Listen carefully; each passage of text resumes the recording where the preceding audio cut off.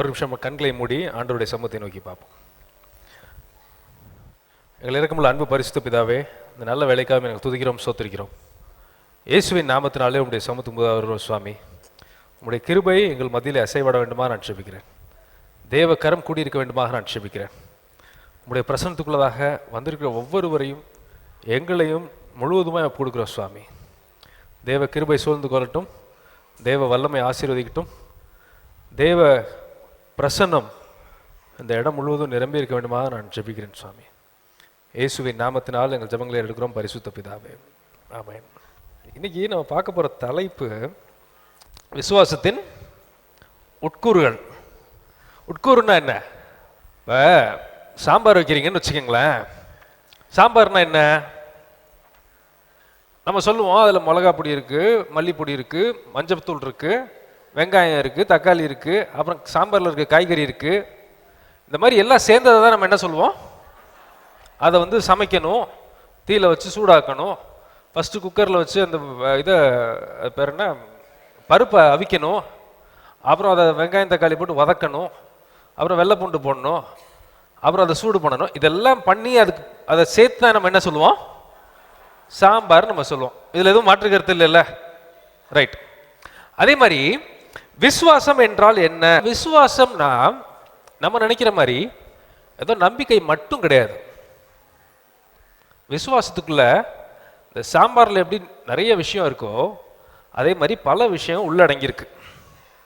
அது என்ன அப்படிங்கிறது தான் இன்னைக்கு செய்தியில் நம்ம பார்க்க போகிறோம். அதனால தான் இந்த செய்தியினுடைய தலைப்பு என்ன வச்சுருக்கோன்னா, விசுவாசத்தின் உட்கூறுகள். எபிரேயர் 12:1 வாசிக்க கேட்போமா? ஆகையால் மேகம் போன்ற இத்தனை திரளான சாட்சிகள் நம்மை சூழ்ந்து கொண்டிருக்க, பாரமான யாவற்றையும் நம்மை சுற்றி நெருங்கி நிற்கிற பாவத்தையும் தள்ளிவிட்டு விசுவாசத்தை துவக்குகிறவரும் முடிக்கிறவருமாயிருக்கிற இயேசுவை நோக்கி நமக்கு நியமித்திருக்கிற ஓட்டத்தில் பொறுமையோடே ஓடக்கடவோம். சரி, இந்த வசனத்துல ரெண்டு விஷயத்தை மட்டும் நான் எடுத்துக்கிறேன். இந்த வசனம் சொல்லுது, விசுவாசத்தை துவக்குகிறவரும் முடிக்கிறவருமாய் இருக்கிற. அப்போ ஒரு விஷயம் நம்மளுக்கு இதுலேருந்து புரியுது. விசுவாசத்துக்கு துவக்கம்னு ஒன்று இருக்கு, முடிவுண்டு ஒன்று இருக்கு. எப்படி நம்ம ஸ்கூலுக்கு போகும்போது துவக்கப்பள்ளின்னு நம்ம சொல்லுவோம். எதை சொல்லுவோம்? எல்கேஜிலேருந்து ஆரம்பித்து 1ஆம் கிளாஸு, 2ஆம் கிளாஸு, 3, 4, 5, 10, 12, அடுத்தது பிஎஸ்சியோ இல்லாட்டி ஏதோ ஒன்று அண்டர் கிராஜுவேஷன் சொல்கிற இந்த இளநிலை பட்டம்னு சொல்கிறோம் இல்லையா, அதுக்கடுத்து போஸ்ட் கிராஜுவேஷன் சொல்கிற முதுநிலை பட்டம்னு ஒன்று இருக்குது. அதுக்கு மேலே சில பேர் விருப்பப்படுறவங்க முனைவர் பட்டம்னு வாங்குறாங்க, பிஹெச்டி அப்படின்னு இருக்கு இல்லையா. அப்போ இதுக்கு ஆரம்பம்னு ஒன்று இருக்குது. இதே மாதிரி விசுவாசத்திற்கு முடிவுன்னு ஒன்று இருக்குது. அப்போ ஆரம்பத்திலேருந்து நம்ம சீக்வன்ஸாக பார்க்க போகிறோம். ஆரம்பத்துலேருந்து என்ன இருக்குது, முடிவு வரைக்கும் என்னென்ன இருக்குது அப்படிங்கிறது தான் இந்த விசுவாசத்தின் உட்கூறுகள்ங்கிற தலைப்பில் நம்ம பார்க்க போகிறோம். சரி, விசுவாசத்தினுடைய ஆரம்பம் என்ன அப்படின்னு நம்ம யோசிச்சோம்னா, எபிரேயர் 11:6 வாசிக்க கேட்போம். விசுவாசம் இல்லாமல் தேவனுக்கு பிரியமாய் இருப்பது கூடாத காரியம். ஏனென்றால் தேவனிடத்தில் சேருகிறவன் அவர் உண்டு என்றும் அவர் தம்மை தேடுகிறவர்களுக்கு பலன் அளிக்கிறவர் என்றும் விசுவாசிக்க வேண்டும். ஃபர்ஸ்ட் என்ன விசுவாசிக்கணுமா? கடவுள்னு ஒருத்தர் இருக்காருன்னு நம்பணுமா. அதான் விசுவாசத்துடைய அடிப்படை. 1ஆம் கிளாஸ். இன்னைக்கு இருக்கிற உலகத்தில் கடவுள் இருக்கிறாருங்கிறதே நம்பாமல் நிறைய ஜனங்கள் இருக்காங்க. இதான் ஃபஸ்ட்டு ஸ்டெப்பு. எல்கேஜி மாதிரியோ இல்லாட்டி 1ஆம் கிளாஸ் மாதிரியோ விசுவாசத்தினுடைய அடிப்படை ஆரம்பம் என்னன்னா, கடவுள்னு ஒருத்தர் இருக்காரு, அவர் நம்ம செய்கிறத பார்த்துக்கிட்டு இருக்காரு அப்படிங்கிற நம்பிக்கை இருக்குது பார்த்தீங்களா, அதுதான் விசுவாசமே. அதான் ஆரம்பம். 1ஆம் கிளாஸ் மாதிரி. அந்த ஆரம்பத்திலே இன்னைக்கு என்ன பண்ணிட்டான்? பிசாசு கை வச்சிட்டான்.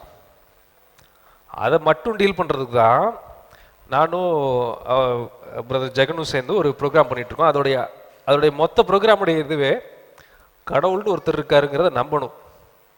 அந்த அடிப்படையில் பிசாசு கை வச்சதுனால தான் இந்த மாதிரி செய்திகளும் இன்னைக்கு உலகத்துக்கு தேவைப்படுது. ஃபஸ்ட்டு 1ஆம் கிளாஸ் முதற் படி எடுத்து தவள ஆரம்பிக்கிறோம்ல, சின்ன குழந்தை தவள ஆரம்பிக்கும் இல்லையா, அது விசுவாசத்தில் என்னன்னு கேட்டோம்னா, கடவுள்னு ஒருத்தர் இருக்காரு அப்படிங்கிற நம்பிக்கை இருக்கணும். இதுதான் ஃபர்ஸ்ட் ஸ்டெப்பு. அதுக்கு அடுத்த ஸ்டெப்பு, நீங்க இதுல பார்க்குற மாதிரி அந்த கடவுள் என்னமோ 6000-7000 கோடி தேவர்கள் கிடையாது. அந்த கடவுள் யாரு அப்படின்னா இயேசு கிறிஸ்துன்னு ஒருத்தர் அப்படிங்கிற ரெண்டாவது படி. இதான் 2ஆம் கிளாஸ் மாதிரி. இதுதான் விசுவாசத்தினுடைய அடிப்படையே. விசுவாசத்தின் அடிப்படை என்னன்னா, கடவுள்னு ஒருத்தர் இருக்காரு, அவர் என்னை பார்த்துக்கிட்டு இருக்கிறாரு, நான் என்ன பண்றேன் ஏது பண்றேங்கிறது அவருக்கு நல்லா தெரியும் அப்படிங்கிற நம்பிக்கை இருக்கு பார்த்தீங்களா. அப்படிங்கிற ஒரு நம்பிக்கை வருது பார்த்தீங்களா இருதயத்தில். அதுதான் விசுவாசத்தின் ஆர் நம்பிக்கையின் அச்சாணி, இல்லாட்டி 1ஆம் கிளாஸ். அதுக்கு அடுத்த இருக்க விஷயம், அந்த கடவுள் யாரோ 300-400 கோடி தேவர்கள் கிடையாது. அந்த கடவுள் யாருன்னா கிறிஸ்துவாகிய இயேசுவே. இயேசுங்கிற ஆண்டவர் தான் இந்த உலகத்தையும் மனுஷனையும் வானத்தையும் பூமியும் படைச்ச தேவன் அப்படிங்கிற விசுவாசம் வருது பார்த்தீங்களா. இதுதான் 2ஆவது படி. நம்ம நினைக்கிற மாதிரி கிறிஸ்துவின் மேல இருக்கிற விசுவாசம் ஏதோ ஒரு குருட்டான நம்பிக்கையோ இல்லாட்டி மூட நம்பிக்கையோ இல்லாட்டி ஏதோ ஒரு இதிகாசத்தின் மேல இருக்க நம்பிக்கையோ கிடையாது. ஏன்னா வசனத்தில் நம்ம வாசிக்கிறோம், ஆண்டவர் சொல்லியிருக்காரு 2 பேதுரு 1:19, அதிக உறுதியான தீர்க்க தரிசனமும் நமக்கு உண்டு. அதிக உறுதியான தீர்க்க தரிசனமும் உண்டு. இது வந்து எவிடன்ஸ் பேஸ்ட் ஃபெய்த்னு சொல்லுவோம், ஆதாரபூர்வமான நம்பிக்கை. ஆண்டவர் இயேசு கிறிஸ்து வந்தாரு, நம்முடைய சரித்திரத்தை 2ஆ பிரிச்சாரு, கிறிஸ்துவுக்கு முன் கிறிஸ்துவுக்கு பின் அப்படின்னு சரித்திரம் மாறுது. இயேசு கிறிஸ்து வரலண்டு இந்த பூமியில ஒரு மனுஷன் கூட சொல்ல முடியாது. அதான் ஆதாரம். கர்த்தருடைய வார்த்தை மூலமா ஆதாரம் நம்மளுக்கு கொடுத்துருக்காரு, சரித்திர ஆதாரம் நம்மளுக்கு கொடுத்துருக்காரு. இதுக்கு போதாததுக்கு தீர்க்க தரிசனம் 2000-3000 வருஷத்துக்கு முன்னாடி ஆண்டவர் சொன்ன எல்லாம் கடைசி காலத்தில் என்ன நடக்குங்கிறது நம்ம கண்களுக்கு முன்ன நடந்துகிட்டு இருக்கு. கடைசி காலத்தில் மனுஷங்க எப்படி இருப்பாங்கன்னு சொன்னாரு, கண்ணுக்கு முன்னாடி நடக்குது. கடைசி காலத்தில் பூமி எப்படி இருக்குன்னு சொன்னாரு, கண்ணுக்கு முன்னாடி நடந்துட்டு இருக்கு. யுத்தங்களை கேள்விப்படுவீங்க, உலக மகா யுத்தத்தெல்லாம் கேள்விப்படுவீங்கன்னு சொன்னாரு, நம்ம கண்ணுக்கு முன்னாடி நடந்துட்டு இருக்கு. பெரிய பெரிய பூமி அதிர்ச்சிகள் வரும் அப்படின்னு சொன்னாரு, நடந்துகிட்டு இருக்கு. வெளிப்படத்தில் நம்ம வாசிக்கிற மாதிரி மகா பெரிய சூரியனுடைய அக்னி வந்து தகிக்கும், மனுஷங்க மேல கொப்பளங்கள் வரும் அப்படின்னு எழுதி வச்சிருக்காரு. அதை என்ன பண்ணிட்டு இருக்கு, நடக்க ஆரம்பிச்சிருக்கு. இன்னும் கொஞ்சம் நாள்ல அதெல்லாம் நம்மளுக்கு கண்ணுக்கு முன்னாடி தெரியும். அவர் சொன்ன வார்த்தை ஒன்றும் நம்ம கண்களுக்கு முன்பதாக லிட்டரலாக நடந்துட்டு இருக்கு. ஸோ கிறிஸ்துவின் மேல இருக்க விசுவாசம் ஏதோ ஒரு இதிகாசத்தின் மேல இருக்க விசுவாசம் போல கிடையாது. அது ஆதாரபூர்வமான விசுவாசம், ஆதாரபூர்வமான நம்பிக்கை. இதை நம்ம மறக்கவே கூடாது. ஸோ ஃபர்ஸ்ட் நம்ம என்ன பார்த்தோம், கடவுள் இருக்காருன்னு ஒருத்தன் நம்பணும். 2வது என்ன பார்த்தோம், இயேசு தான் அந்த கடவுளுங்கிறதா 2ஆவது படி, 2ஆம் கிளாஸ் மாதிரி. அடுத்தது 3ஆவது படி என்ன அப்படின்னு கேட்டோம்னா, வாசிக்க கேட்போம், எபிரேயர் 11:7. விசுவாசத்தினாலே நோவா தற்காலத்திலே காணாதவைகளை குறித்து தேவ எச்சரிப்பு பெற்று பய பக்தி உள்ளவனாகி தன் குடும்பத்தை ரட்சிப்பதற்கு பேழையை உண்டு பண்ணினான். அதனாலே அவன் உலகம் ஆக்கினைக்குள்ளானதென்று தீர்த்து விசுவாசத்தினால் உண்டாகும் நீதிக்கு சுதந்திரவாளியானான். போதும். இதில் ஒன்று பார்க்கலாம், நீங்க விசுவாசத்தினாலே நோவா தேவ எச்சரிப்பு பெற்று பயபக்தி உள்ளவனாகி, என்ன உள்ளவனாகி, பயபக்தி உள்ளவனாகி, ஆண்டவர் மேல அவனுக்கு இருந்த ஒரு பயம். அப்ப விசுவாசத்தினுடைய ஒன் ஆஃப் தி உட்கூறு, ரொம்ப முக்கியமான உட்கூறு தேவ பக்தி இல்லாட்டி தேவ பயம். இன்னைக்கு கடைசி காலம் வர வர எல்லாம் இருக்கு, கடவுளெல்லாம் நம்புறாங்க மனுஷங்க நிறைய பேர். ஆனா என்ன இல்லாம போயிருச்சு அப்படின்னா தேவ பயம், தேவ பக்தி, தேவ பயம். கடவுள் என்னை பார்க்குறாரு, ஆண்டவர் நான் செய்கிறத பார்த்துக்கிட்டு இருக்காரு, நான் செய்கிறதெல்லாம் எழுதி வச்சுக்கிட்டு இருக்கிறாரு, இதுக்கெல்லாம் பலன் ஆண்டவர் வச்சுருக்காருங்கிற பயம் என்ன பண்ணிருச்சு? இல்லாமல் போயிடுச்சு. இதுக்கு ஒரு மிகச்சிறந்த எக்ஸாம்பிள் உதாரணம்னு பார்த்தீங்கன்னா, நோவா ஆண்டவர் மேலே வச்சுருந்த பயம். யோசிச்சு பாருங்க, நோவா காலம் வரைக்கும் மழை பெஞ்சதே இல்லை. வசனம் அப்படி தான் சொல்லுது.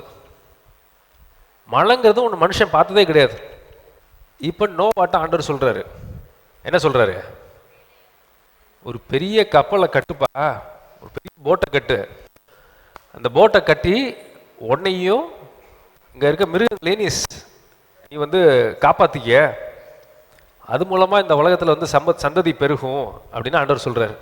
சாதாரண சராசரி ஒரு பெண் ஒய்ஃப் இருக்காங்க, வீட்டுக்காரம்மா இருக்காங்க, அவங்ககிட்ட இப்படி ஹஸ்பண்ட் சொன்னா, நல்லா தான் இருக்கியா, நீ மண்டை கிட்ட கலண்டுருச்சா, அது எப்படி வானத்திலிருந்து மழை பெய்யும், பேஞ்சதே இல்லையே, புதுசாக ஒரு கதையை சொல்றியப்பா அப்படின்னா சொல்லியிருப்பாங்க. அந்த மாதிரி நம்பியிருக்காங்க. பையனும் நம்பியிருக்கான், பசங்க 3 பேர் இருந்தாங்க இல்லையா, அவனுங்களும் நம்பியிருக்கானுங்க. இதை விட பெரிய விஷயம், மாமனார் சொன்னதை மருமக நம்பியிருக்கு. எப்படிப்பட்ட ஒரு மனுஷனா இருந்திருந்தா, ஒரு ஒய்ஃபு கேட்டிருக்காங்க, பிள்ளைங்க கேட்டிருக்காங்க, பிள்ளைங்கெல்லாம் சின்ன குழந்தைங்க இல்லை, எல்லாம் வளர்ந்த பசங்க, மருமகளும் கேட்டிருக்காங்க. இது ஃபர்ஸ்ட் பிரச்சனையே இதை ஃபேஸ் பண்ணியிருக்கணும். அவர் வானத்திலிருந்து மழை பெஞ்சதில் அதை நம்பி அவர் ஆரம்பிக்கிறார் வேலையை. அடுத்தது, இவ்வளோ பெரிய வேலையே கட்டணும், சும்மா சின்னதில்லை, எத்தனையோ அடி நீளம், ஒரு ஃபுட்பால் சைஸ் ஸ்டேடியம் சைஸ் அளவு இருக்குன்னு சொல்கிறாங்க. அவர் மட்டும் கட்டியிருப்பாரா? ஊரில் இருக்க எத்தனை பேரையும் கூப்பிட்டு அவனுக்கு சம்பளம் கொடுத்து வேலையே கட்டுறாங்க. எவ்வளோ பேர் எவ்வளோ பேசியிருப்பா? சரி, நம்மளுக்கு சம்பளம் கொடுக்குறான் இந்த ஆள், வந்துட்டோம், இந்த ஆள் கிறுக்கு இருக்குதான், முடிச்சிருக்கு அப்படின்னு இந்த காது கேட்குற மாதிரி எத்தனை பேர் பேசியிருப்பான்? போதாத குறைக்கு ஜலப்பிரளயம் வரப்போகுது அப்படிங்கிறத ஆல்மோஸ்ட் 100 வருஷம் நோவா ப்ரீச் பண்ணாராம். ஒரு நாள் 2 நாள் இல்லை, 100 வருஷம் நோவா போய் சொல்றாரு ஜனங்கள்கிட்ட, யாரும் கேட்கல. இதுக்கு எல்லாத்துக்கும் ஆதாரம் என்ன தெரியுமா? தேவ பயம். இதுக்கு எல்லாத்துக்கும் அடிப்படை நோவாட்ட இருந்தது என்னன்னா, தேவன் மேல இருந்த தேவ பக்தி அண்ட் தேவ பயம். இன்னைக்கு நம்மகிட்ட விசுவாசம்லாம் இருக்கு, நம்பவும் செய்கிறோம், பைபிளையும் அப்பப்போ என்ன பண்ணிடுறோம், வாசிச்சிடுறோம். என்ன நம்மகிட்ட இல்லைன்னா தேவ பயம் மட்டும் இல்லை. பயம் இல்லாதனால தான் நம்மளுக்கு என்ன பண்ண முடியல, யாராவது ஒருத்தர் குறையா நம்மளை பேசிட்டா அதை தாங்கிக்கிற மனப்பக்கம் நம்மகிட்ட இல்லை. நோவாக்கு தெரியும் 200% என்ன பண்ணும், நடந்தே தீரும். இன்னும் கொஞ்ச நாள் இவன் சிரிச்சிட்டு இருக்கிறான், என்னை நக்கல் பண்ணிட்டு இருக்கான், மழை பெஞ்சே ஆகும், இவன் என்னை என்ன துப்புனாலும் எனக்கு பரவாயில்ல, என்னை விலக்கி கொட்டினாலும் பரவாயில்ல, நான் எனக்கு சொன்னவரை பற்றி எனக்கு நல்லா தெரியும். மழை பெய்யும்னு சொன்னாரா? மழையை நான் இது வரைக்கும் பார்த்ததில்ல, ஆனால் பெய்யும்.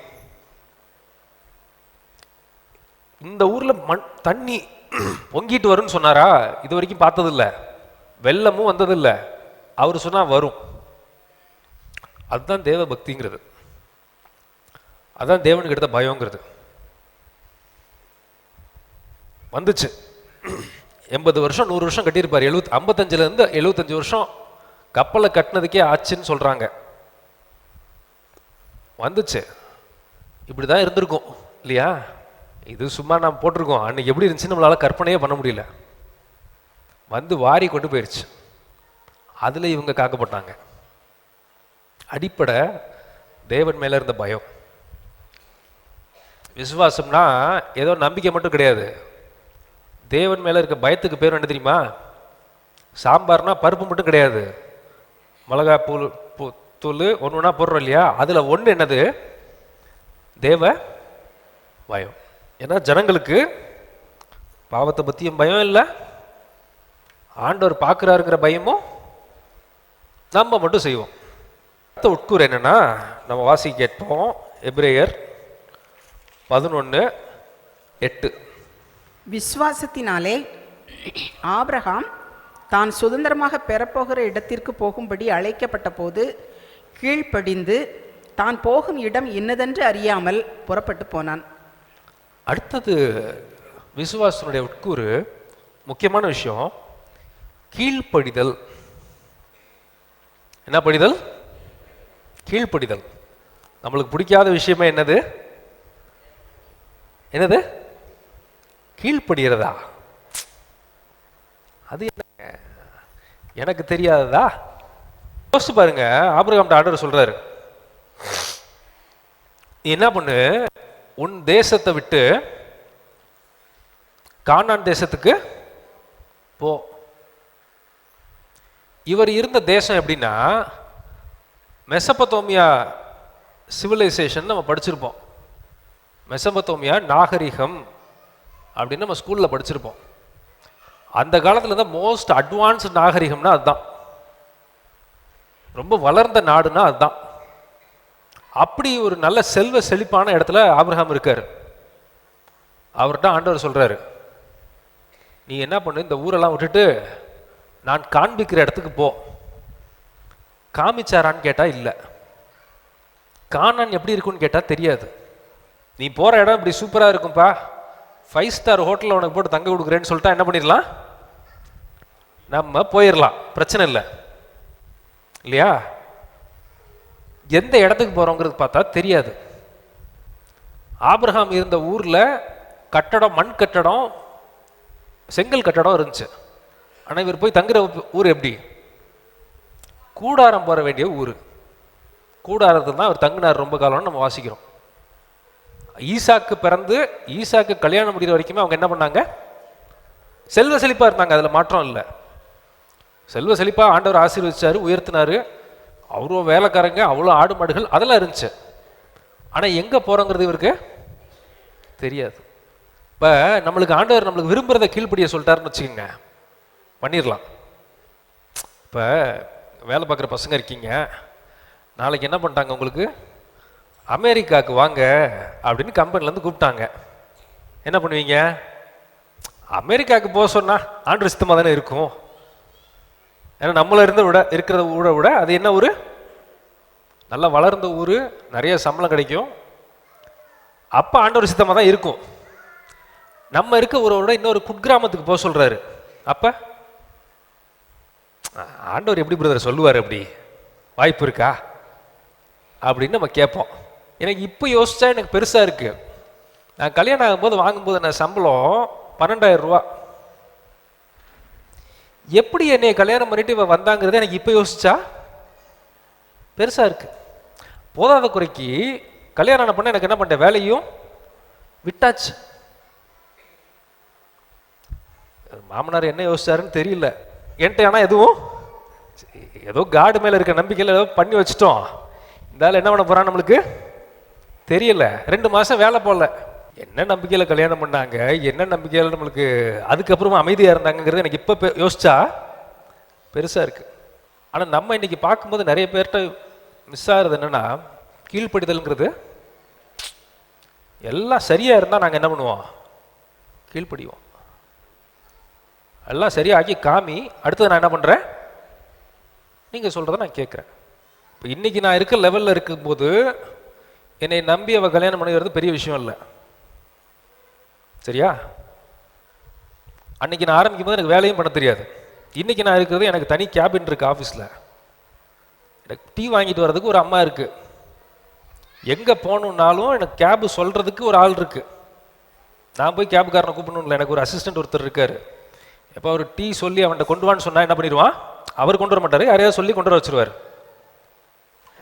நான் பைக்கில் போகணுங்கிற சிச்சுவேஷன் எனக்கு இல்லை, பஸ்ஸில் போகணுங்கிற சிச்சுவேஷனும் இல்லை. நான் எங்கே பக்கத்தில் போனாலும், நான் எங்கே போனாலும் கேபில் போகலாம். 100 கிலோமீட்டர் வரைக்கும் கேப் யூஸ் பண்ணிக்கலாம். அதுக்கு மேலே தூரம் போனோம்னா நான் ஃப்ளைட்டில் போய்க்கலாம். அதுக்கு மேலே தூரம் போனால் மினிமம் செகண்ட் ஏசி இல்லாட்டி ஸ்லீப்பரில் ஏசியில் 2 டயர் இருக்கு இல்லையா, அதில் போய்க்கலாம். ரைட்டா? இன்னைக்கு என்னை வந்து போன வாரத்துக்கு முந்தின வாரம் ஒரு கான்ஃபரன்ஸ் பண்ணோம். அதில் மினிஸ்டரோட என்னை சேர்ந்து உட்கார அளவுக்கு என்ன பண்ணிட்டாரு, காடு மாற்றினாரு. இன்னைக்கு நம்பி வர்றது பெரிய விஷயம் இல்லை, அன்னைக்கு என்ன பண்ணுவோம் தெரியாது. இதான் கீழ்ப்பிடிதல். என்ன சம்பளம் வாங்குவோம் தெரியாது. சரி, ஃபியூச்சரில் இதுக்கு அடுத்தது என்ன பண்ண போகிறோம் தெரியாது. அந்த கீழ்ப்படுதல் இருக்கா நம்மகிட்ட? உடனே நீங்கள் யோசிக்காதீங்க. ஆபிரகாம்கிட்ட சொன்ன மாதிரி ஆப்கானிஸ்தானுக்கு ஆண்டவர் அனுப்பிச்சிட்டாருன்னா நீ ஒன்றும் ஆபிரகாம் கிடையாது. நம்ம கற்பனை இப்படி கிறுக்குத்தனமாக எடுத்து யோசிக்கும். ஆபிரகாம்கிட்ட சொன்ன மாதிரி என்கிட்ட ஆப்கானிஸ்தானுக்கு ஆண்டவர் போக சொன்னாருன்னா, தீவிரவாதிங்க கொண்டுட்டாங்கன்னா நீ ஒன்றும் ஆபிரகாம், நீ ஒன்றும் உன்னை ரொம்ப நினச்சிக்காத. நீ ஒன்றும் ஆபிரகாம் கிடையாது, இங்கிட்டு உட்காந்துருக்கிறதெல்லாம் என்ன கிடையாது, சாராலும் கிடையாது. ஸோ நீங்கள் கற்பனையை ரொம்ப பண்ணிக்காதீங்க. அளவுக்கு அதிகமாக கற்பனை பண்ணி நீங்கள் பயந்துக்கவும் வேண்டாம். ஆபிரகாம் நம்பினார். இதில் முக்கியமான விஷயம் என்ன தெரியுமா? விசுவாசத்தில் வாழ்க்கையில் ஃபெயில் ஆனார் நிறைய இடத்துல ஆபிரகாம். தெரியுமா? ஆபிரகாம் விசுவாசிகளின் தகப்பன் நம்மளுக்கு தெரியும். ஆபிரகாம் போகிற வழியில் நிறைய இடத்துல ஃபெயில் ஆனார், பயந்தார். பயந்ததுனால தானே அவர் தங்கச்சின்னாரு. பரவாயில்ல, ஃபெயிலியர்ஸே வராதுன்னு நான் சொல்ல மாட்டேன், தோல்விகளே உங்கள் விசுவாச வாழ்க்கையில் வராதுன்னு சொல்ல மாட்டேன். நம்ம தோப்போங்கிறதும் ஆண்டவருக்கு நல்லா தெரியும். கழுத்தில் போய் கத்தி வச்சார்ல யார்கிட்ட? அபிமலைக்கு என்ன பண்ணிட்டான், சாரால கூட்டிகிட்டு போயிட்டான். கொஞ்ச நாள் விட்டார் ஆண்டவர். கழுத்தில் போய் கத்தி வச்சுட்டார். ஒரு நாள் என்ன சொன்னார்? இவர் ஒழுங்கா அவளை போய் என்ன பண்ணிடு, விட்டுரு. விடலன்னு வச்சுக்க. என்ன சொன்னாரு? நீ உன் வீட்டுக்காரனோட வேலைக்காரன் இருக்கான் பாரு, வீட்டில் இருக்க வேலைக்காரனோட வேலைக்காரன், அவன் வரைக்கும் ஒருத்தனை இருக்க மாட்டீங்க, எல்லாரையும் நான் என்ன பண்ணிடுவேன், போட்டு தள்ளிடுவேன் அப்படின்ட்டார். ஆபிரகாம் பயந்ததுனால தான் அது நடந்துச்சு. ஆபிரகாமுடைய வாழ்க்கையில் ஃபெயிலியர்ஸ் வந்துச்சு, பரவாயில்ல. இருந்தாலும் நம்ம ஸ்டெப் எடுத்து போகிறோம் பார்த்தீங்களா, கீழ்ப்படிச்சு நடக்கிறோம் பார்த்தீங்களா, அதுதான் முக்கியம். கத்தி வைக்க வேண்டிய இடத்துல அவர் என்ன பண்ணிடுவார், கத்தியெல்லாம் வச்சிருவார். தூக்க வேண்டிய இடத்துல தூக்கவும் செஞ்சிருவார். காட் அதெல்லாம் செய்ய தெரியாதவர் கிடையாது. கீழ்ப்படிதல் என்பதும் விசுவாசத்துடைய ஒரு முக்கியமான அங்கம். சரி, அடுத்த அங்கம் என்னன்னு பார்ப்போம். எபிரேயர் 11:11 வாசிக்க ஏற்பமா? விசுவாசத்தினாலே சாராளும் வாக்குத்தத்தம் பண்ணினவர் உண்மை உள்ளவர் என்று எண்ணி கற்பம் தரிக்க பலன் அடைந்து வயது சென்றவளாயிருந்தும் பிள்ளை பெற்றாள். அப்புறம் நம்மகிட்ட ஆண்டவர் சொல்றாரு, நீ என்ன பண்ணுவ, ஜாதிகளுக்கு தகப்பன் அப்படின்ட்டு சொல்லப்படுவ. உன்னுடைய வம்சத்துல சாராள் மூலமா உனக்கு என்ன பண்ணும், குழந்தை பிறக்கும்.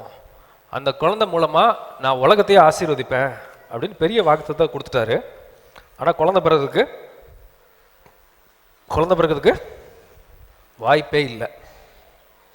ஏன்னா வசனம் சொல்லுது, ஆபிரகாமுடைய கற்பம் என்னாச்சு, செத்து போயிடுச்சு. ஆபிரகாமும் குழந்தை பிறக்கிறதுக்கு ஏதோ இல்லாதவனா ஆயிட்டான். நான் ஆபிரகாம் நம்புறாரு. இதுலேயும் தவறுகள் நடந்துச்சு. தவறு நடந்து இஸ்மாயேல் உருவானான். அதுக்கப்புறமா ஆபிரகாம் நம்புறான். அதனால விளைவு வந்தது, அது ரெண்டாவது, அதை விட்டுருங்க. ஆனாலும் நம்பினான். நடக்காதுன்னு தெரியுது, நடக்க வாய்ப்பு இல்லைங்கிறதும் தெரியுது. அதுக்கு மேலே நம்புகிறோம் பார்த்தீங்களா, அதுவும் விசுவாசத்தில் ஒரு அங்கம். யோசிச்சு பாருங்க. ஒரு உதாரணம் சொல்கிறேன். பிரதர் இருக்காரு, அவங்க ஒய்ஃப் இருக்காங்க, அத்தா இருக்காங்க, எனக்கு மாமா. இவங்க இருந்த ஊர் நல்ல ஊர், பம்பாயில் வேலை பார்த்துட்டு இருந்தாங்க. திடீர்னு ஆண்டவர் சொல்கிறாரு, நீ என்ன பண்ணு, வேலையை விட்டுட்டு நான் காமிக்கிற தேசத்துக்கு போ. அவருக்கு எப்படி இருந்துச்சுன்னு எனக்கு தெரியல. அங்கே நல்ல பிஷப் மாதிரி ஒரு பொசிஷனில் இருந்தோம்னா நம்மளுக்கு என்ன இருக்கும், எடுபிடிக்கு ஆள் இருக்கும். இதில் என்ன பெரிய பிரச்சனைனா, இப்போ தான் நான் அதை உணர்றேன். என்னென்னா, உங்களுக்கு எடுபிடிக்க ஆள் இல்லாத வரைக்கும் உங்களுக்கு பிரச்சனை தெரியாது. 4 பேர் எடுபிடிக்க உங்களுக்கு இருந்த பிறகு உங்களுக்கு ஒரு மனசு வரும் தெரியுமா, திரும்ப போய் அந்த வேலையை பண்ணுறது கஷ்டம். இவர் அப்படி இருந்த ஆள். இப்போ ஆண்டு ஒரு இடத்துக்கு போங்கிறாரு. அங்கே போய் என்ன பண்ணணும், இவர் பெருக்கணும். அங்கேருந்து ஆரம்பிச்சது தான் இந்த ஊழியம், ரோட்டில் இருந்து ஆரம்பிச்சது தான் இந்த ஊழியம். இன்னைக்கு தெரியும். அன்னைக்கு ஒரு பாஸ்டர் வந்திருந்தாரு, ஆனந்தூருக்குள்ள இப்படி ஒரு சர்ச் இருக்குங்கிறது எங்களுக்கு தெரியாது. அவருக்கு எப்படி இருந்திருக்கும்? பரவாயில்லையே, நம்ம சர்ச்சு ஆனந்தூருக்கு வில்லேஜுக்குள்ள இப்படி ஒருத்தர் சர்ச்சு கட்டிட்டோமே அப்படின்ட்டு இருந்திருக்கலாம். அவருக்கு இருக்காது, ஆனா இருந்திருக்கலாம். அன்னைக்கு 10 பேரை வச்சு சுத்தி சுத்தி இருந்துட்டு ரோட்ல போய் நின்று ரோட்ல ஒவ்வொரு வீடா ரோட்ல 8 வருஷம் குழந்தை வேற இல்லை. இதெல்லாம் ஒரு சைடு விடுங்க. இவங்க 15 வருஷமா இந்த சர்ச்சை நம்ம கட்டணும். நான் இல்லை, அவங்க கட்டினாங்க. பார்க்குறவன் என்ன சொல்லியிருப்பான்? இது தேவையா? ஆனந்தூருக்கு இதில் லாஜிக்கா பேசுகிற சில மேதைகள் இருக்கும். அது என்ன சொல்லியிருக்கோம்? அந்த ஆளுங்க அவருக்கு பெருமை ஜாஸ்தி, இந்த பேச்செல்லாம் வாங்கிட்டு தான் நம்ம என்ன பண்ணணும் சில நேரம். ஆனால் வாக்குத்தம் பண்ணவர் என்ன உள்ளவர்? யார் இல்லைனாலும் அவரால் என்ன பண்ண முடியும்? கழுதையை வச்சே ஆண்டவரால் ஊழியம் பண்ண முடியும்னா மனுஷன் வச்சு பண்ணிட முடியாதா? முடியுமா? முடியாதா? முடியும். இதுதான் கீழ்ப்படிதல். ஃபர்ஸ்ட் என்னது? கடவுள் இருக்காருன்னு ஒருத்தன் நம்பணும். அதுதான் 1ஆம் கிளாஸ். எப்படின்னா கடுகை போட்டு ஆரம்பிப்போம்ல, அது மாதிரின்னு வச்சுக்கோமே. அதுக்கு அடுத்தது என்ன? 2வது ஸ்டெப், 2ஆம் கிளாஸ். இயேசு தான் அந்த கடவுள்னு அடுத்தது நம்பணும் அவன். அதுக்கு தான் நான் சொன்னேன், கிறிஸ்துவின் மேல இருக்க விசுவாசம் ஏதோ கட்டுக்கதையில் இருக்க விசுவாசம் கிடையாது. நம்மளுக்கு அதுக்கு நிறைய ஆதாரங்களையும் ஆண்டவர் என்ன பண்ணியிருக்காரு? கொடுத்துருக்காரு. அதுக்கு அடுத்தது தேவ பயம். என்னது அந்த தேவ பயம்? எல்லாரும் உங்களை புகழுவாங்கன்னு நினைக்கக்கூடாது. நீங்க உங்களுக்கு தேவ பயம் இருக்குங்கிறதுக்காண்டி எல்லாரும் உங்களுக்கு கை தட்டுவாங்கன்னு நினைக்கக்கூடாது. 4 பேர் மோசமாக பேச தான் செய்வான், ஃபைன். உங்கள் ஆஃபீஸில் நீங்கள் வேலை பார்க்குற இடத்துல உங்களை எல்லாரும் புகழ்ந்துட்டே இருப்பாங்களா? அங்கே வேலை பார்க்குறோமே. விசுவாசம்னா மட்டும் நம்மளுக்கு என்ன பண்ணுது? எல்லாரும் பாராட்டணும்னு நம்ம நினைக்கிறோம். அப்படி கிடையாது. அடுத்தது என்னது? கீழ்ப்படிதல். கீழ்ப்படிதல்ங்கிறதும் விசுவாசத்தினோட ஒரு முக்கியமான அங்கம். அடுத்தது நடக்க வாய்ப்பே இல்லைன்னு தெரிஞ்சாலும் அது மேலே நம்பிக்கையாக இருக்கணும், பார்த்தீங்களா? அதுவும் விசுவாசத்தினுடைய ஒரு அங்கம். சரி, அடுத்தது ரொம்ப முக்கியமான ஒரு ஃபவுண்டேஷனில் ஒன்று என்னன்னா, விசுவாசத்தினுடைய அடிப்படை ஒன்று தான். இது ரொம்ப ரொம்ப முக்கியம்.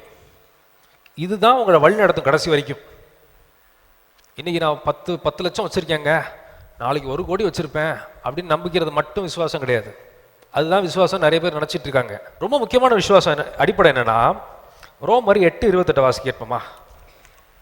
அன்றியும் அவருடைய தீர்மானத்தின்படி அழைக்கப்பட்டவர்களாய் தேவனிடத்தில் அன்பு கூறுகிறவர்களுக்கு சகலமும் நன்மைக்கு ஏதுவாக நடக்கிறது என்று அறிந்திருக்கிறோம்.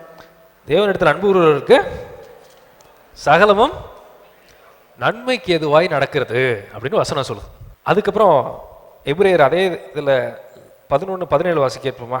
மேலும் விசுவாசத்தினாலே ஆபிரகாம் தான் சோதிக்கப்பட்ட போது ஈசாக்கை பலியாக ஒப்பு கொடுத்தான். இந்த விசுவாசத்தில் போயிட்டு இருக்கும்போது சில நேரம் பிரச்சனை வரும். வராதுன்றது எங்கேயுமே சொல்லலை, கூட இருப்பார் ஆண்டவர், அதில் மாற்றுக்கிறதே இல்லை. விசுவாசனுடைய அச்சாணி என்ன தெரியுமா? நான் தேவனிடத்தில் அன்பு கூறுறேன், சகலமும் எனக்கு என்னவாக தான் நடக்குது? நன்மைக்கு எதுவாக தான் நடக்குது. அது இதை விட ஒரு சிறந்த உதாரணம் எனக்கு தெரியல. என்னன்னா, எத்தனை பேர் நாய் இருக்கு, ஃபீமேல் டாக். இந்த பெண்ணாய் என்ன பண்ணுன்னா குட்டி போடும். குட்டி போட்டோன்னே எப்படி இருக்கும்? பக்கத்தில் ஒரு கோழி வருது, குட்டி போட்டு பால் கொடுத்துட்டு இருக்கு. அந்த பெண்ணாய் ஒரு கோழி வந்துச்சுன்னா என்ன பண்ணும்? கடிச்சு விடும். அது எல்லா நேரத்துலையும் பயந்துருக்கும், எல்லாரும் அடிச்சா ஓடும். குட்டி போட்ட புதுசில் பால் கொடுத்துட்டு இருக்கும்போது பக்கத்து வீட்டுக்காரன் வந்து வாழை பிடிக்கிறான், என்ன பண்ணும்? உயிரை கொடுத்து கடிக்கும். கடிக்காது, உயிரே போனாலும் பரவாயில்ல, கடிச்சு குதறிடும். நீயா அது? இவ்வளோ நாள் நீ வாழை சுருட்டிட்டு பயந்தானே இருந்த, இப்போ எங்கே இருந்த வீரம் வந்துச்சு நம்மளுக்கு கேட்டால் தெரியாது. ஆனால் நீங்கள் போய் தூக்குனா என்ன பண்ணும்? கடிக்காது. அப்புறம் என்ன பண்ணும்? என்ன பண்ணுன்னா, நம்ம தூக்கணும்னா கத்திக்கிட்டே பின்னாடி வரும். இப்படி ஒரு சம்பவம் சரித்திரத்தில் நடந்திருக்கு தெரியுமா? உங்கள் சரித்திரம் தான், நாயெல்லாம் பார்த்துருக்கீங்களா? கத்திக்கிட்டே வரும். ஐயோ குட்டியை தூக்குறானே குட்டியை தூக்குறானே அப்படின்னு பயம் இருக்கும் அதுக்கு. ஆனாலும் நம்மளுக்கு கடிக்காது. ஏன்? அதுதான் விசுவாசம், வேற ஒன்றும் கிடையாது. ஏன் வாழ்க்கையில் காட் என்ன பண்ண மாட்டாரு? வாய்ப்பே இல்லைங்க. போற மாதிரி இருக்க கீழே போட்டுருவாரோ? வாய்ப்பு இல்லை. He will never make a mistake in my life. இதுதான் விசுவாசனுடைய அடிப்படை, அச்சாணி மாதிரி. இது இல்லாமல் எது இருந்தாலும் உனக்கு எதுவும் பண்ண முடியாது. இதுதான் கடைசி வரைக்கும் உன்னை காப்பாற்றும். பிரச்சனை வரும்போது இதுதான் நம்மளுக்கு அந்த ஒளியை பார்க்கறதுக்கு தூண்டும். இதை தான் ஆபிரகாம் தூண்டுச்சு. என்னை அழைத்தவர் உண்மை உள்ளவர் அப்படின்னு ஆபிரகாம் எது வரைக்கும் தூண்டுச்சு தெரியுமா? பையன் போனாலும் பரவாயில்ல, அவனை திரும்ப உயிரோட கொண்டு வந்து என்ன பண்ண முடியும்? அவரால் காப்பாற்றணும். இதுதான் ஆபிரகாமுடைய விசுவாசம். ஒரு விஷயத்தை நம்ம மறக்கவே கூடாது, நல்ல மண்டையில் ஏற்றிக்கங்க. அவருடைய தீர்மானத்தின்படி அழைக்கப்பட்டவர்களாய் தேவனிடத்தில் அன்பு கூறுவர்களுக்கு சகலமும் நன்மைக்கு ஏதுவாய் நடக்கிறது என்று தெரிந்திருக்கிறோம்னு சொல்லல, அறிந்திருக்கிறோம். இதுதான் விசுவாசனுடைய இன்னொரு உட்கூறு. வாழ்க்கையில் நடக்கிற அத்தனையுமே என்னதான் எனக்கு நன்மைக்கு தான் நடக்குது. ஏன்னா ஆண்டவர் என் வாழ்க்கையில் என்ன பண்ண மாட்டாரு? மிஸ்டேக் பண்றதுக்கு, தவறு செய்யறதுக்கு வாய்ப்பே இல்லை. அல்லேலூயா, அல்லேலூயா. ஸோ இது இன்னொரு உட்கூறு. எபிரேயர் 11:31 வாசிக்க கேட்போமா? விசுவாசத்தினாலே ராகாப் என்னும் வேசி வேவுக்காரரை சமாதானத்தோட ஏற்றுக்கொண்டு கீழ்ப்படியாதவர்களோட கூட சேதமாகாது இருந்தாள். இதில் நல்லா ஒரு வசனம் போட்டிருக்கு. கீழ்ப்படிதார் படியாமல் இருக்கவங்களோட யாரு பண்ணல, இவ சேர மாட்டல. அது விசுவாசம்னு ஆவியானவர் இந்த வசனத்தை சொல்றாரு. ராகாபு கிட்ட விசுவாசமா? அது என்னங்க லாஜிக்கே இல்லை. யோசுவாட்ட விசுவாசம் இருந்துச்சுன்னு நீங்க சொன்னீங்கன்னா ரைட்டு, மோசே கிட்ட விசுவாசம் இருந்துச்சுன்னு சொன்னீங்கனாலும் ரைட்டு. ராகாபு கிட்ட விசுவாசமா? ராகாப் யாரு? வேசி. அந்த பொண்ணு ஆண்டவர் விசுவாசிச்சா? அப்படிதான் வசனம் சொல்லுது. அப்ப இவ என்ன பண்ணா அப்படின்னு நீங்க தெரிஞ்சுக்கணும்னா யோசுவா 2:9 வாசிங்களேன். கர்த்தர் உங்களுக்கு தேசத்தை ஒப்பு கொடுத்தார் என்றும் உங்களை பற்றி எங்களுக்கு திகில் பிடித்திருக்கிறது என்றும் உங்களை குறித்து தேசத்து குடிகள் எல்லாரும் சோர்ந்து போனார்கள் என்றும் அறிவேன். நீங்கள் எகிப்திலிருந்து புறப்பட்ட போது கர்த்தர் உங்களுக்கு முன்பாக சிவந்த சமுத்திரத்தின் தண்ணீரை வற்றி போக பண்ணினதையும் நீங்கள் யோர்தானுக்கு அப்புறத்தில் சங்காரம் பண்ணின எமோரியரின் 2 ராஜாக்களாகிய சீகோனுக்கும் ஓகுக்கும் செய்ததையும் கேள்விப்பட்டோம். கேள்விப்பட்ட போது எங்கள் இருதயம் கரைந்து போயிற்று. உங்களாலே எல்லாருடைய தைரியமும் அற்று போயிற்று. உங்கள் தேவனாகிய கர்த்தரே உயர வானத்திலும் கீழே பூமியிலும் தேவனானவர். இதில் சொன்னதை பாருங்க. உங்கள் தேவனாகிய கர்த்தரே உயர வானத்திலும் தாழ பூமியிலும் தேவனானவர். இஸ்ரவேல் ஜனங்களுக்குள்ள இருக்க இல்லாத விசுவாசம் விட்டு இருந்துச்சு. அவ மோசம்தான், அன்னைக்கு வரைக்கும் தப்புல தான் இருந்தா. அதுக்கப்புறம் மனம் திரும்பிட்டா. மனம் திரும்பினால தான் யார் அந்த வம்சத்தில் வரா? கிறிஸ்துவே அந்த வம்சத்தில் தான் வராரு. விசுவாசிகளின் பட்டியலில் அவ பேர் வந்துருச்சுங்க. இஸ்ரவேல் ஜன ஆள் கூட இவ கிடையாது. கிருபையின் உடன்படிக்கையில் பரிசுத்த ஆவியானவர் வந்து இவ பேரையும் சேர்த்திருக்காரு. இப்போ எவ்வளோ பெரிய ஒரு விசுவாசம் இவளுக்கு இருந்திருக்கு. இவ என்ன பண்ணானா ஆண்டவரை அப்படியே புகழ்ந்தா. வானத்தின் கீழே பூமியின் மேல உங்க ஆண்டவர் மாதிரி யாரும் கிடையாதுங்க. அந்த விசுவாசனுடைய வெளிப்பாடு கடவுளை துதிச்சா புகழ்ந்தா. ஒரு விஷயம் நம்ம புரிஞ்சுக்கணும்.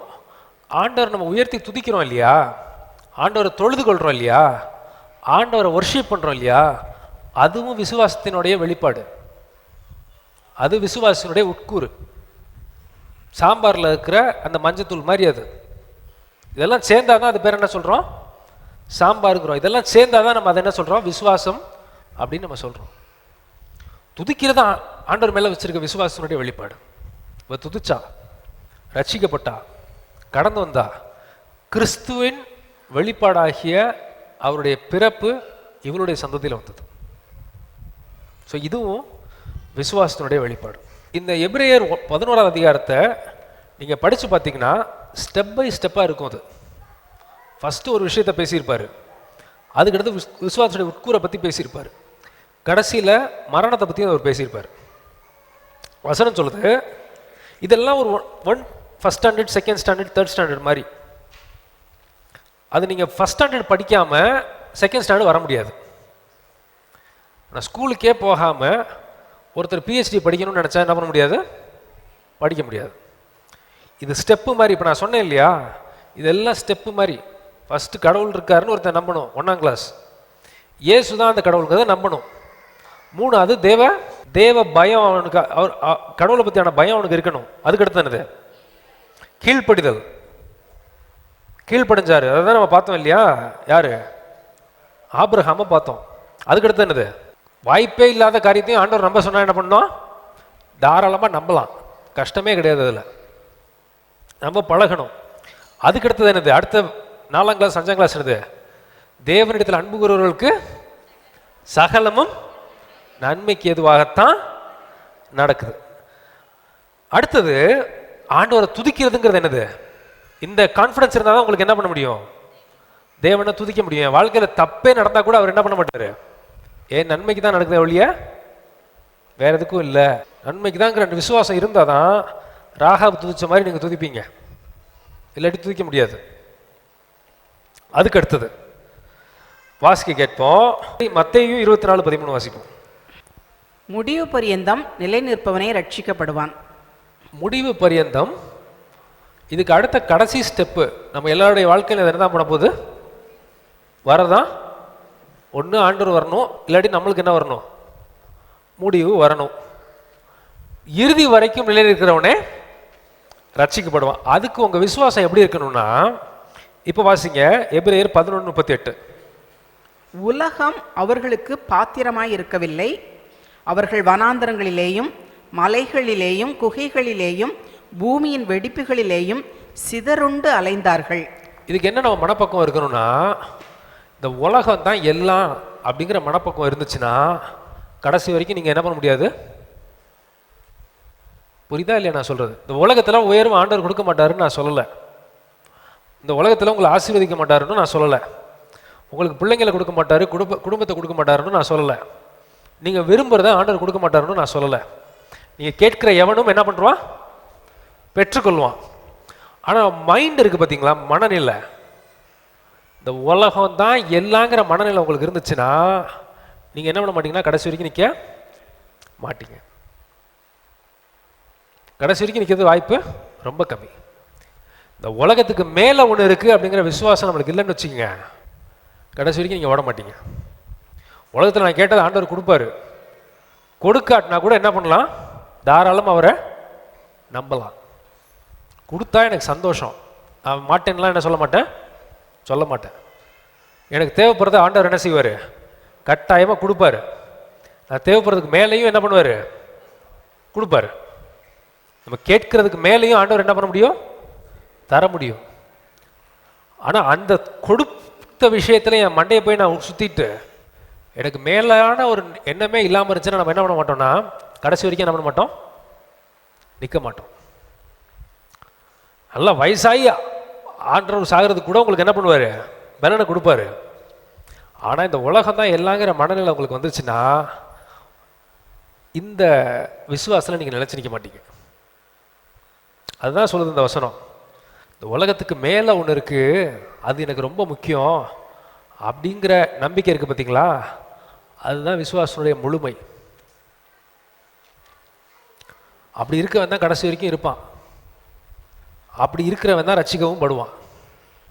கிரியை இல்லாத விசுவாசம் செத்ததாய் இருக்கிறது. வாய் மட்டும் பேசிட்டு செயலில் ஒன்று நீ பண்ணலன்னா பாடி இருக்கு, உயிர் இல்லைன்னு அர்த்தம். நீங்க நம்புறத செய்யணும். இது நீ ஃபர்ஸ்டே கிரியை வந்துருமான்னு கேட்டால் வராது. இதுதான் நான் திரும்ப சொல்றேன்.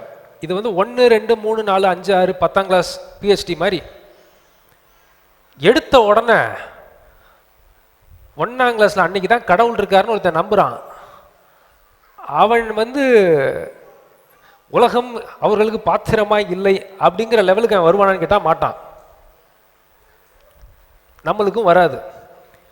ஒவ்வொரு ஸ்டெப்பாக நீங்கள் வந்தீங்கன்னா தான், இப்போ நம்ம பார்த்தோம் இல்லையா, ஃபர்ஸ்ட்ல இருந்து ஆண்டவர் இருக்காரு நம்பணும், கிறிஸ்து தான் அந்த கடவுள் நம்பணும், தேவ பயம், என்னை ஆண்டவர் பார்க்குறாரு, நான் தப்பு செஞ்சா நம்மளை என்ன பண்ணுறாரு பார்த்துக்கிட்டு இருக்காருங்கிற பயம்.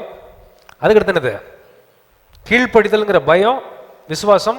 நோவா அதை தான் வச்சுருந்தாரு, அதுக்கடுத்து என்னது? ஆபிரகாம் அதை வச்சு தான் என்ன பண்ணாரு? போனாரு. அடுத்தது நடக்கிறதுக்கே வாய்ப்பு இல்லைங்கிறத கூட சாரால் வாழ்க்கையில் ஆண்டவர் செஞ்சாரு. அதுக்கடுத்தது என்னது? அடுத்த லெவல், என் வாழ்க்கையில் நடக்கிறது எல்லாம் என்னது? தேவன் நன்மைக்கு தான் செய்கிறாரு. இந்த நாய்க்குட்டிக்கு இருக்கிற அம்மா நாய்க்கு இருக்கிற விசுவாசம். அதுக்கடுத்து என்னது?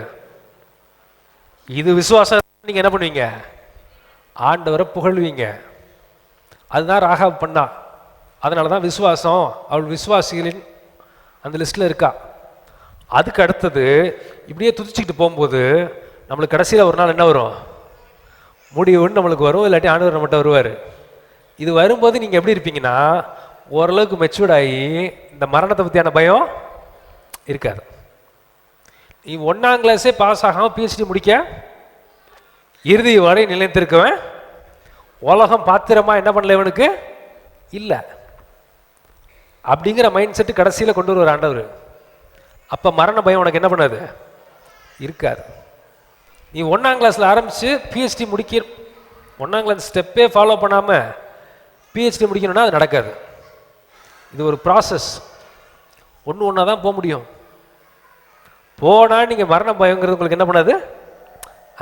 இவ்வளோ நாள் என்ன பண்ணார்? அவர் என்னோட இருந்தார், இனிமேல் நான் என்ன பண்ண போகிறேன்?